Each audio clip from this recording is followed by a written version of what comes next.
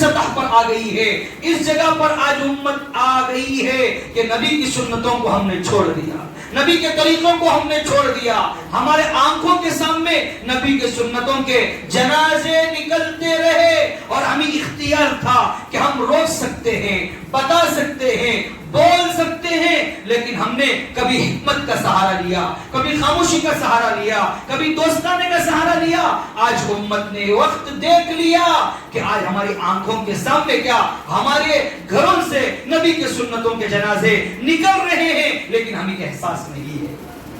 کیوں احساس نہیں ہے؟ ہمارے دل مر چکے ہیں، ہمارے دل مر چکے ہیں. ہم ایسے ہو گئے ہیں کہ ہمیں نہ کچھ سنائی دے رہا ہے، نہ کچھ ہمیں دکھ رہا ہے. ہاں، جو لوگ نبی کی شان میں گستاخی کرتے ہیں، یاد رکھیں دنیا نے دیکھا ہے، قرآن اس کی گواہی دیتا ہے کہ چاہے وہ نبی کا چچا ہی کیوں نہ ہو، قرآن نے نبی کے چچا کے بارے میں ہی کہا تھا تبت یدا ابی لہب وتب ما اغنا عنہ مالہ وما کسب، کہ اللہ نے قرآن میں یہ سورت اتار کر قیامت کی صبح تک سارے گستاخی جو کر چکے ہیں، جو کرنے والے ہیں، رسول پیدا ہوں گے، اللہ نے ان کے لیے پیغام دے دیا اور ان کے لیے بتا دیا کہ نبی کا چچا ہی کیوں نہ ہو، نبی کے خاندان کا فرد ہی کیوں نہ ہو، نبی کا رشتہ دار ہی کیوں نہ لگتا ہو، لیکن جس نے نبی کی شان میں گستاخی کی اور اپنے نبیوں کو تکلیف پہنچائی، اللہ نے فرعون کی لاش کو بھی نمونہ بنا دیا. اور ابو لہب کا جو حال قرآن نے کہا کہ تبت یدا ابی لہب وتب، جب اللہ کے نبی نے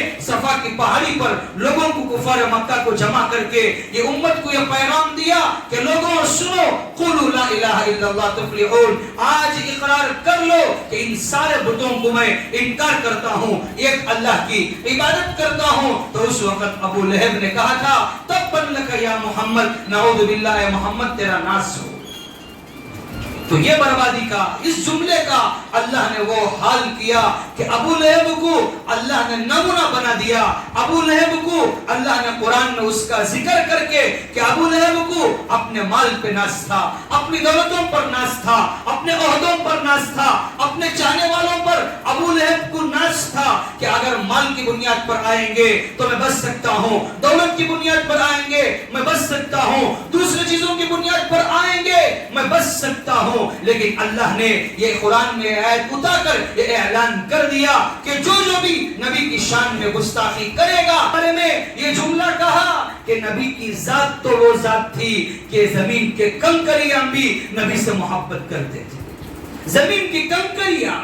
اور مردہ جانور نبی کی نبوت کی گواہی دیتے. نبی کی شان تو وہ شان تھی کہ شاعر نے کہا تھا لنا شمس وللآفاق شمس وشمسی خیر من شموس السماء، کہ حضرت عائشہ نے اللہ کے نبی کی شان میں کہا تھا لنا شمس وللآفاق شمس، کہ تمہارے لیے ایک سورج ہے اور میرے لیے ایک سورج ہے، تمہارے لیے ایک سورج ہے اور میرے لیے ایک سورج ہے، لیکن میرا سورج جو ہے، میرا سورج کیا ہے؟ تمہارے سورج سے بہتر ہے. وَإِنَّ الشَّمْسَ تَطْلُعُ بَعْدَ فَجْرٍ، تمہارا سورج کیا ہوتا ہے؟ فجر کے بعد طلوع ہوتا ہے، اور میرا سورج جو ہے وہ عشاء کے بعد طلوع ہوتا ہے. حضرت عائشہ نے اللہ کے نبی کی محبت میں کہا تھا ہم تو کیا کرتے ہیں؟ عاشقان مصطفیٰ کہتے ہیں، غلامان مصطفیٰ کہتے ہیں، نبی کے چاہنے والے کہتے ہیں، لیکن ہماری زندگیاں اول تا آخر دیکھیں نبی کی سنتوں سے ہٹی ہوئی.